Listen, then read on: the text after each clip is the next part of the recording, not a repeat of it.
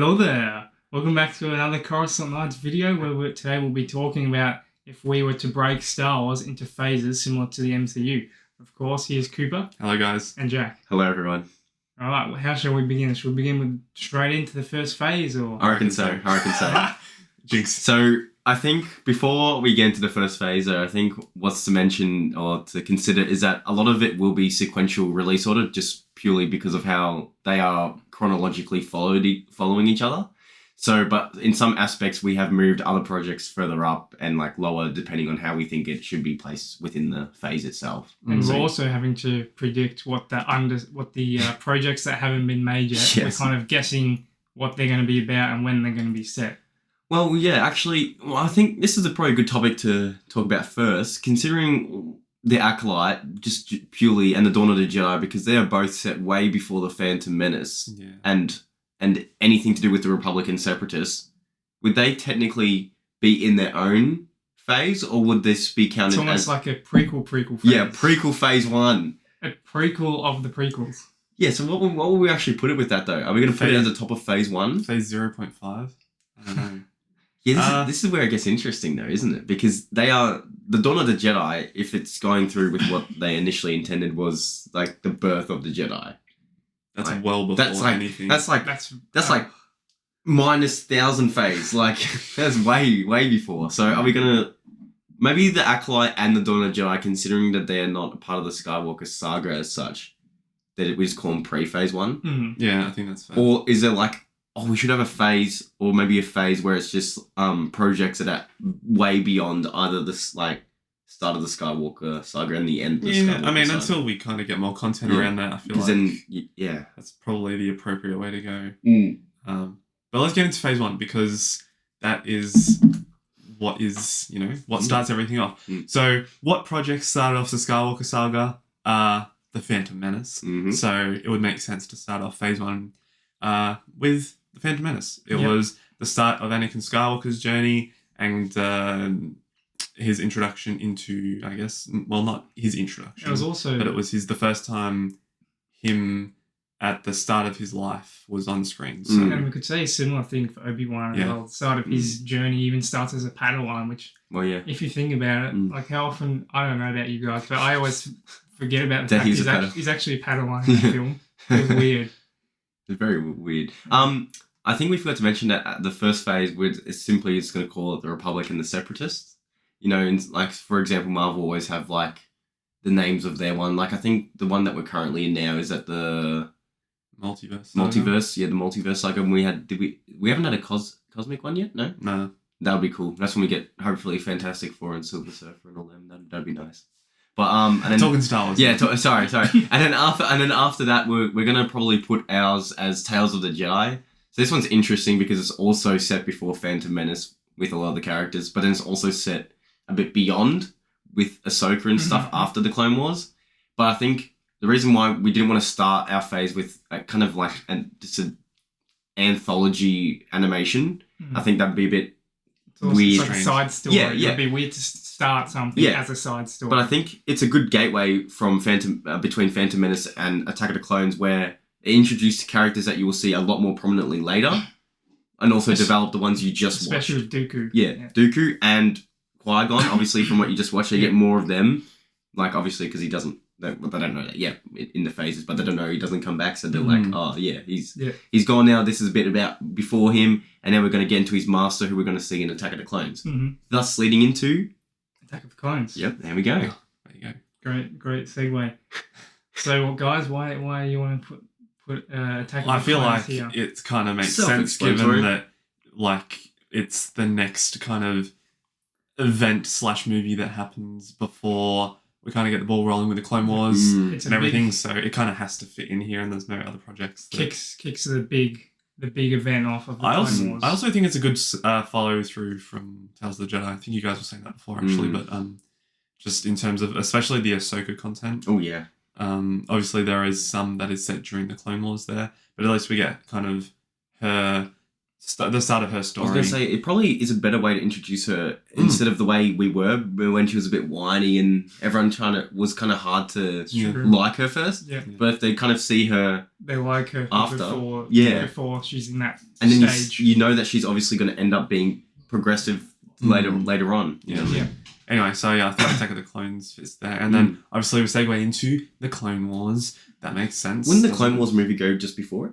Oh, we can in the Clone Wars movie? Well, it is I just kind of... That's part of the Clone Wars. I would have considered part of the Clone Wars. It's just not a very good movie, but that's for a different day to talk about. But yeah, the Clone Wars clearly, obviously, because of, that is the main... I feel like in this phase, because it's called the Republic and the Separatists, the Clone Wars part is almost... I would say like the Infinity War, like the Avengers. Yeah, it is the main event. Of the phase, and then Revenge of the Sith is like the kind of the end game. Whereas like caps it off with a little thing after, which we'll discuss. But yeah, I think the Clone Wars is what the phase is about. Everything was building up the characters to it, and building up the main plot kind of for it. We've seen Dooku, we've seen Ahsoka, we've seen Grievous. Anakin and Obi-Wan, even Grievous. Yeah, it's kind of a culmination of everything that's come before into.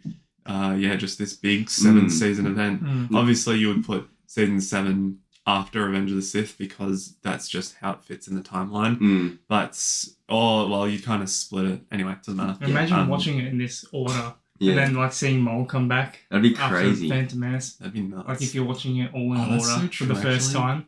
That's so true. Well, then later on, we'll talk about that later. But yeah, it's actually really interesting. I think we'll finish it off. Like, obviously, it'd be good to finish off with Revenge of the Sith. That seems like a good point to end it. But we had this discussion earlier. We think that ending it with Obi-Wan Kenobi, the show, would be better.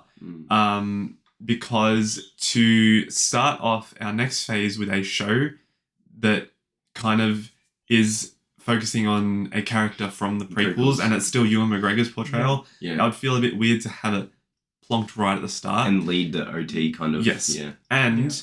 it kind of round out Qui-Gon's arc in the sense that he's at the very end of this season. So and it would be very odd, as they've said, to start phase 2 where the end of the first project is Qui-Gon and then he never returns. Yeah, so this one's kind of like a nice little send-off to him and also continues on from the Revenge of the Sith where Yoda goes, an old friend has learned the path to immortality. And then, obviously you get the show and then this is all... we all wish that the projects sometimes were better. Like, everyone could have been like an unreal, like even more to cap off the phase. But it is what it is. We're not the movie makers. We're just making the phases. That's it. Yep. So I think now we are finally already onto phase 2. Phase 2. The Rebellion and the Empire. Phase 2 was probably one of the more underappreciated phases in Marvel.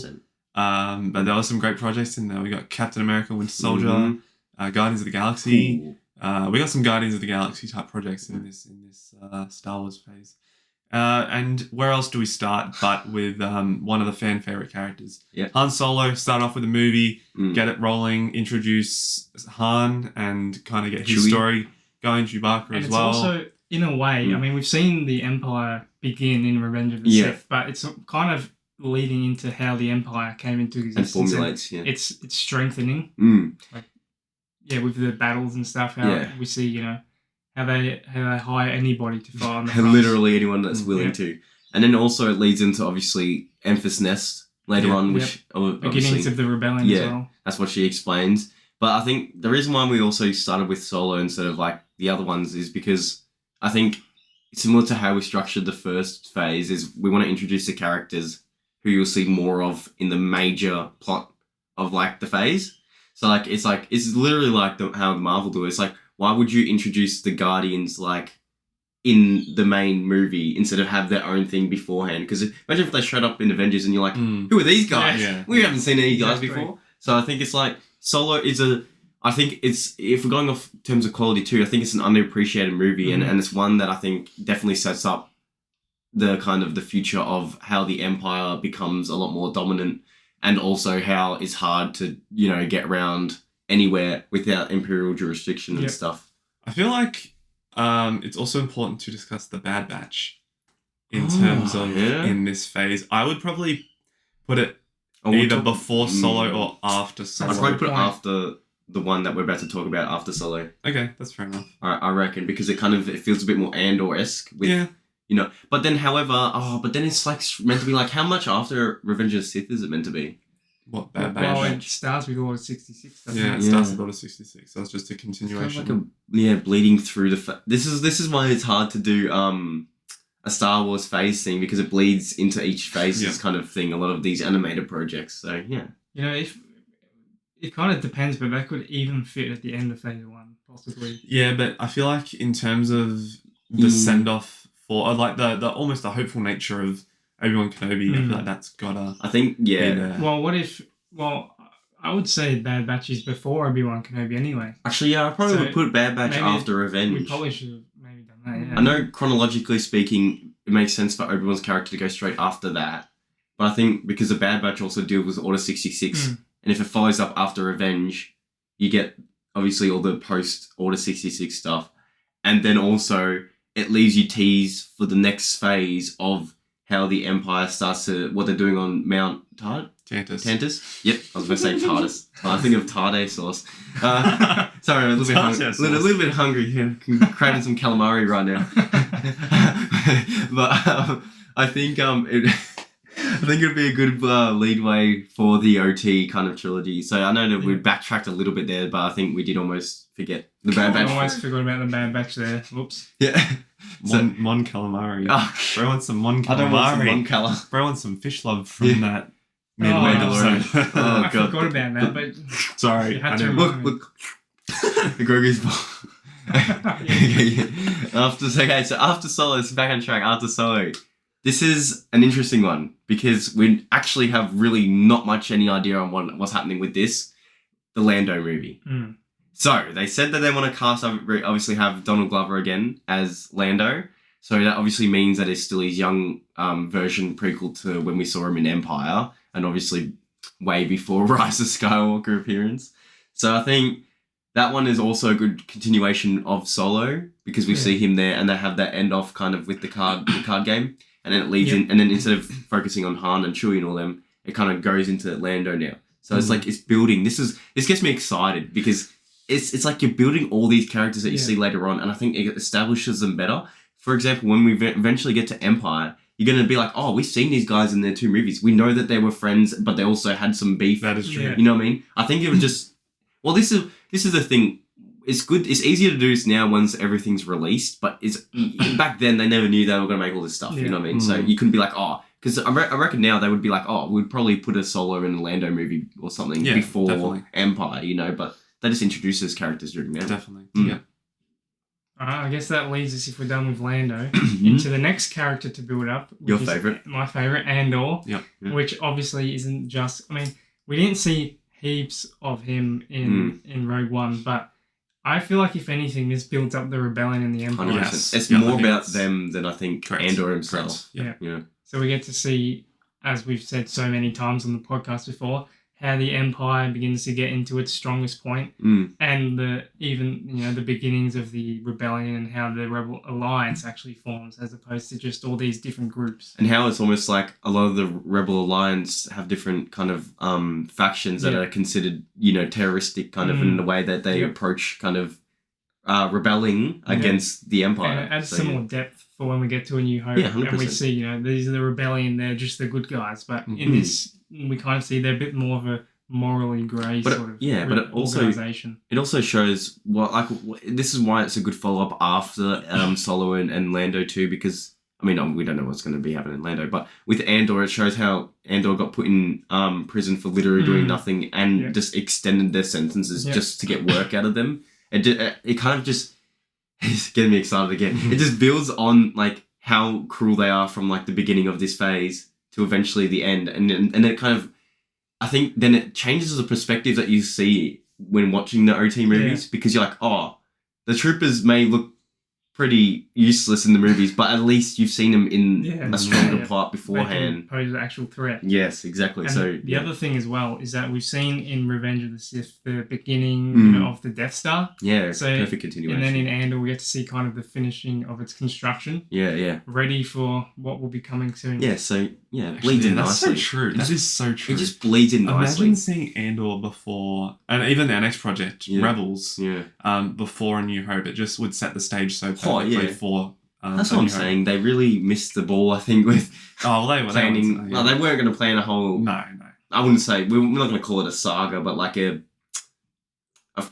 franchise. Because they were only going to do like a few movies, you know. So it's interesting. I also like your point about like learning about the different rebel factions and what they do, what they're each doing to try and contribute to the growing rebellion. One goal. And we also see that in Rebels as well with the Ghost Crew, and we also see it. I forgot.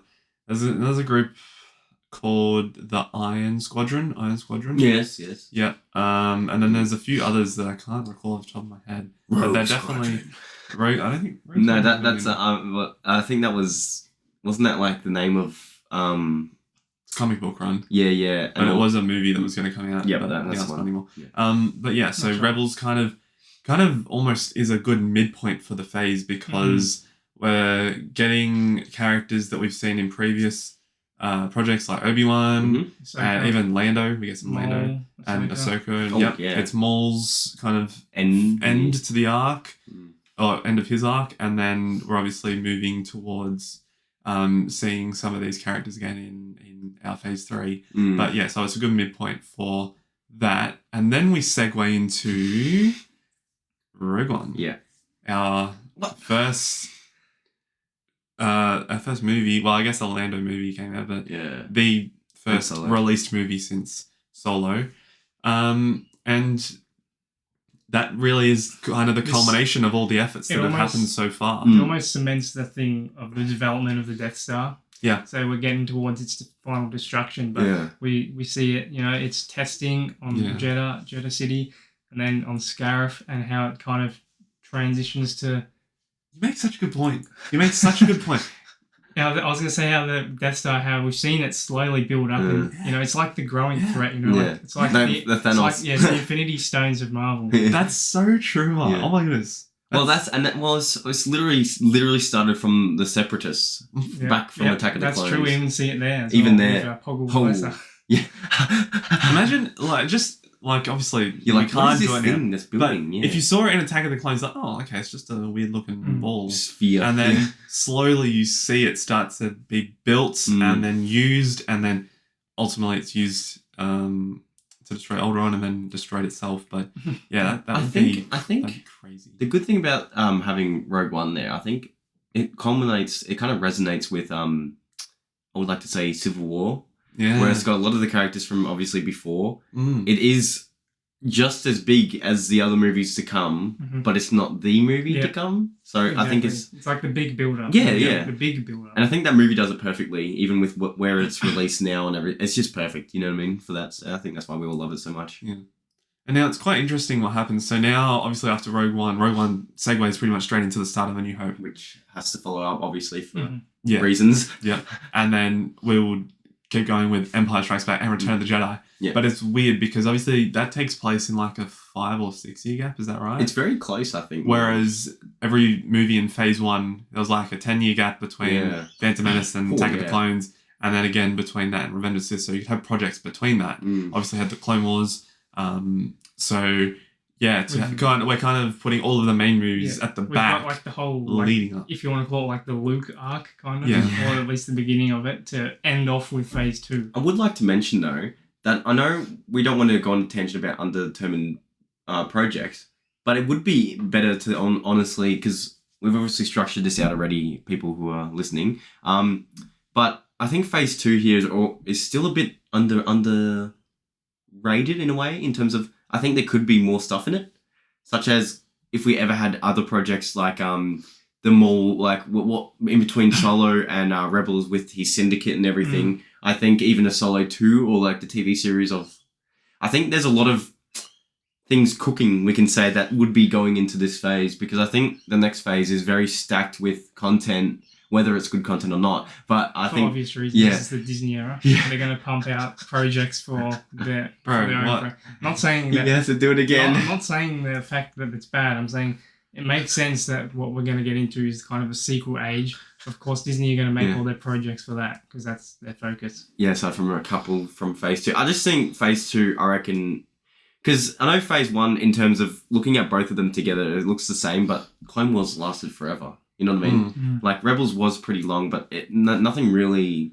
It doesn't... I feel like there needs to be more. And I feel like people are like, oh, stop going back to the past, stop going back to the past. But that was such a good era of Star Wars where I think we didn't even have that much. Like, who said we can't go between Empire and Return or A New Hope and Empire, but not following the main characters and just doing a completely different story in that time period? Yeah. Like, it doesn't need... Not everyone was fighting in those battles, you know what I mean? There was other stuff happening in the galaxy at the same time, too. Yeah. It's almost like they could do a Rogue One of... Instead of between 3 and 4, between 4, 5, or 5 and 6. Well, there's so much that Darth was doing between those periods. I know it's only a couple of years and stuff, but, like, he was still doing so much between them, you know what I mean? So, yeah.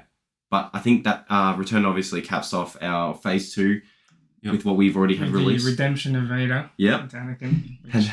And then we get to Phase 3. Phase 3, the Resistance and the First Order. Crazy. Yeah. And I think the first project that we are going to start off with, normally we didn't want to start with a show, but just because it was groundbreaking for the time, and also because it's not really following... It's like a new sort of universe. So it's expanding. So it takes us off kind of the main storyline. Yeah. So we're doing The Mandalorian. Obviously not all 3 seasons are going to fit here, but just The Mandalorian itself will start off the phase. I feel like it's probably the perfect start to it. It kind of gets us involved in the bounty hunting business again it begins off the sort of events of the Imperial remnants. Yeah, it's like an aftermath. Obviously, I think, again, I cannot believe... I feel like this gets more references in this podcast than any other thing. The Battlefront 2 campaign does a great job at showing the Battle of Jakku, and that was kind of, for me, the end of the Empire rather than the Return of the Jedi. Anyway, that's not here. So, just starting off with The Mandalorian, it is that showing... It's the aftermath of the Battle of Jakku. It's showing, you know, the Empire's split, it's fractured, everyone's gone off into hiding.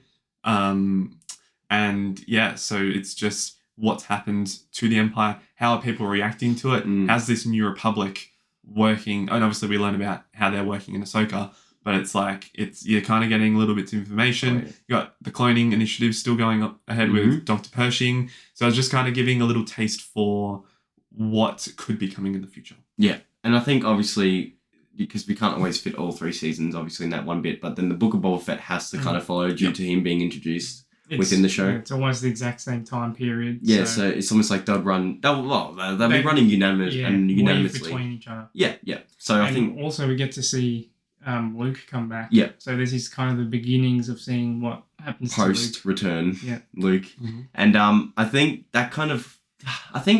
I'd like to say the Book of Boba Fett also bleeds into the next one, which is why it's good to have it after. Because obviously after... I think we don't need to spend too much time on the Boba Fett one because his kind of story is not... It's his own story. It's his own story. Not a whole lot of things that happen galaxy spanning. It's more just what he's doing at that time after... Like, it just shows that he's basically alive again after return, after his weird faithful demise there. But anyway, it leads into Ahsoka. And this is interesting because we actually do get her in Boba Fett and Mandalorian. So, once again, I think almost... You know what I'm starting to think? That these phases is not about Anakin. It's about Ahsoka. She's in... She's in every phase, Is she in the second phase? Yeah, she's in Rebels. Yeah. Yep, Rebels. There you go. I think the hidden plot is Ahsoka's journey. We've just cracked the code. It's not about the Dave Filoni's story. It's not about the Skywalkers. It's about Ahsoka. Yeah. So then we got Ahsoka, obviously, and then this is where it gets interesting, because the Ahsoka show builds up this massive looming threat of the return of the Empire, right? With Thrawn. I think actually it depends what happens in the next season, because I'm starting to think we could honestly split what we've got as phase 3 into 3 and 4. 3 and 4. That's what I'm thinking. We'll have to do a read. It's almost like a storyline they're building up of the Imperial remnants on its own, coming back. Because Oh yeah, because then it's going to be two. Then phase 3 will be 2 stacked. It depends. Yeah, it depends if they're gonna come back and form the First Order. If that's what happens, then it's all one phase. It's fine. Yeah. But if it's trying to return to the Empire, Imperial Remnant. Yeah. Well, then this is, and if it was like that, then this is a stacked phase. We need that needs to get broken up because Ahsoka's whole thing with Thrawn that also continues the story of the rebels from phase 2, and kind of shows that even though they defeated the Empire, they're never fully gone. There's always someone that wants to you know what I mean? And that's what we saw even in Mandalorian with the old guy from Doc Martin, where he goes, "Oh, I'm a separatist for life." Yeah, so that was so funny. He should want a T-shirt that said "Separatist forever." Yeah, that'd be funny.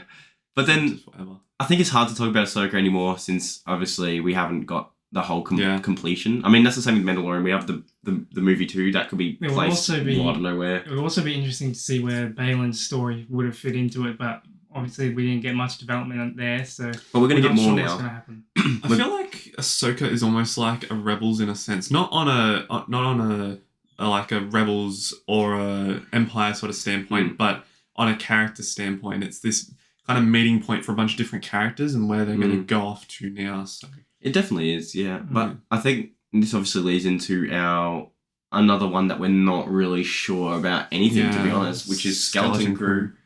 I'm not sure if what we're going to talk about this one. All we know is it's set in the same time. Yeah. So that's all we really can say. We can't really place it yet without it's just more knowing. Of a guess. Yeah, it's more of an estimate, I guess, to say like it's not going to be linked too much to the 3 movies after.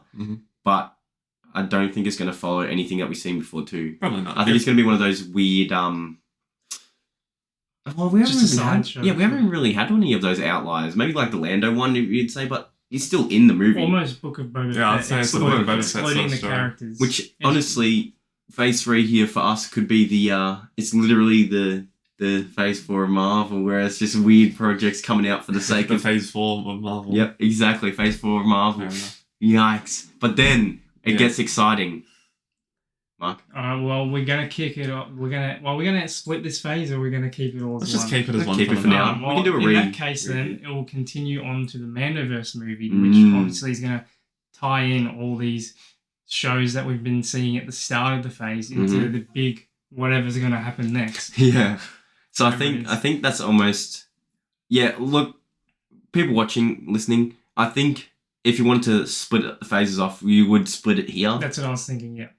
But then there's not much for phase 4. Yeah. But then it could have been with that other we don't even know if it's coming out, but the Rey's Jedi Order movie that would obviously be in the phase 4. Yeah. So I think for the sake of it, we could say that is the end of phase 3, just for the sake of it. But then you would have to call it then the phase instead would not be called the Resistance and the First Order. You'd probably the New Republic. You'd probably call it the New Republic and Thrawn's Empire or something. And the Imperial Remnants. The Imperial Remnants. That's good. Imperial Ascendance. Or you could just say the Imperial Remnant. Yeah. So I think next, obviously, this is where it gets interesting though, because if we did split it off here, we start our thing with Resistance. Well, we don't want Resistance. I'm starting to think though, that if we ignore what's coming there, that this would be a good place to split into a phase 3 and a phase 4, because it's almost, these shows are almost their own thing, which is why it's called the Mandoverse. Yeah. So yeah, it's almost, I feel like the movie's going to tie off all the whatever happens in the shows. Or yes, it will, but it also has the possibility to set up these movies. If it does do that, even more, then it's all one phase still. Yeah. Well, I think now after doing this quick little change up, I think we have to open with Force Awakens. Yeah. And then put Resistance just after it, because even if it is it set before? I think season 1 is, season 2 is set after. After Force Awakens. Or during, I don't know. Because Kylo Ren's in it. I think you kind of have to be like, it's a bit like Tales of the Jedi. You don't want to open with an animated project. You kind of want to open it with a big boy kind of thing. So I think $2 billion maker movie. That movie made so much money. It did make so much money. It's like the top 10 highest grossing movies of all time. Anyway, that's crazy. That's fine. And then we kind of just move on to The Last Jedi, the best movie of. No, I'm joking. It's not. The best. No. The Last Jedi, and then The Rise of Skywalker, and then that would kind of. But then we would have Rey's. I think Rey's one would end the thing off, because I think that would introduce the new phase everything after it, right? Yes. And I think whatever happens in that movie would cap off that whole little bit. It could be like a Far From Home sort of sitch. Like Endgame was the definitive end, but then they still had Far From Home, Spider-Man Far From Home after that as kind of a way to segue into phase 4. Like it's still in that phase. It still happens. Things are still relative to that phase. But it's also the first one of the new one almost. Yeah, it's like focusing on the events of what's happened in the prior movie, really after. And then it's really just kind of setting up what's happening next. So 100%. That is it. That is our Marvel phases as that's our Star Wars phases as Marvel. Yeah. But it would be interesting it would be interesting if they actually released them like that. Yeah, I feel like that would change the whole perception of Star Wars when you watch them. But I feel like one day we almost will, in like when the new movies and all that start to come out, we can re-evaluate because, for example, some of these ones like Lando, Acolyte, Dawn of the Jedi, not even out. You know what I mean? So it's like, imagine if these new out of the Skywalker saga comes out now or whatever, and then you can kind of. Or be like, oh, well, we got these phase 1, 2, 3, 4. Let's just say these are our main phases, but then these other other external ones that are outside of the saga, we can call them a different thing, and then structure them in their own kind of separate way too. Absolutely. Yeah. Absolutely. Yeah. No, I had a lot of fun doing that. That was good. Good to kind of reimagine Star Wars in a sense. Just kind of change our perspectives already. Yeah, I'm excited to go watch it again. Oh, that's what I said. I want to watch Andor and all that again in that Solo in that order and see what it's all about Ahsoka. Yeah, that's literally.